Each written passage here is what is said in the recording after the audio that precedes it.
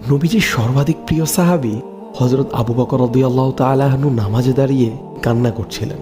নামাজ শেষে একজন সাহাবী তাকে জিজ্ঞাসা করলেন, হে আবু বকর, আপনি নামাজে দাঁড়িয়ে এত কান্না করলেন কেন? হযরত আবু বকর রাদিয়াল্লাহু তাআলা আনহু এর চোখ বেয়ে তখনও পানি পড়ছে। একথা শুনে তার অন্তরে যেন আবারও ঢেউ উঠল। তিনি অঝরে চোখের পানি ছেড়ে দিয়ে বলতে লাগলেন, হে ভাই, আমি কোরআনের একটি আয়াত পড়ে কান্না করছি। তখন সে সাহাবী জানতে চাইলেন, কোন সে আয়াত যা আপনাকে এত কান্না করালো? তখন হযরত আবু বকর রাদিয়াল্লাহু তাআলা আনহু বললেন, সে আয়াত হলো এটি, নিশ্চয়ই আল্লাহ তাআলা মুমিনদের জান ও মাল কিনে নিয়েছেন জান্নাতের বিনিময়ে। সাহাবী ভেবেছিলেন জাহান্নামের শাস্তির কোনো আয়াত হবে হয়তো, এজন্যই আবু বকর রাদিয়াল্লাহু তাআলা আনহু এমন কান্না করছেন।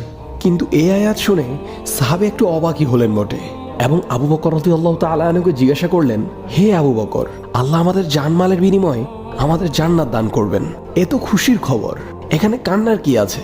আবু বকর রাদিয়াল্লাহু তাআলা আনহু সে সাহাবীকে বললেন, হে প্রিয় ভাই আমার, আজকের আগে হলে আমিও আয়াত পড়ে খুশি হতাম, কিন্তু আজ এমন একটি ঘটনা ঘটেছে আমার সাথে যা আমাকে কান্না করতে বাধ্য করেছে।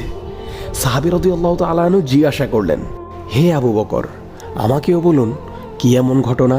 তখন আবু বকর রাদিয়াল্লাহু তাআলা আনহু বলতে শুরু করলেন, হে ভাই, আমার একটি কাপড় দোকান আছে। প্রতিদিনের মতো আজও আমি আমার দোকানে গেলাম। সকালবেলা এক মহিলা আমার দোকানে আসলেন। তিনি বেশ কদিন আগে আমার থেকে কাপড় নিয়েছিলেন।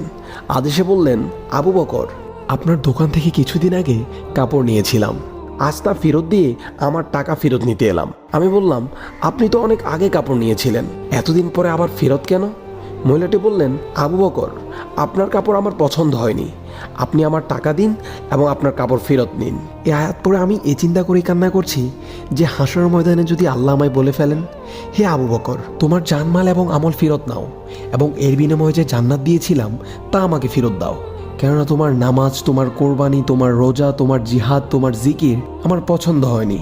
তখন আমি জবাবে কি বলবো? সেদিন তো আমার আর কিছুই থাকবে না, বড় ক্ষতি হয়ে যাবে আমার। এই চিন্তাই আমার কান্নার কারণ। সুবহানাল্লাহ, কে বলবে এই আবু বকর রাদিয়াল্লাহু তাআলা আনহুই একজন জান্নাতের সার্টিফিকেট প্রাপ্ত সাহাবী।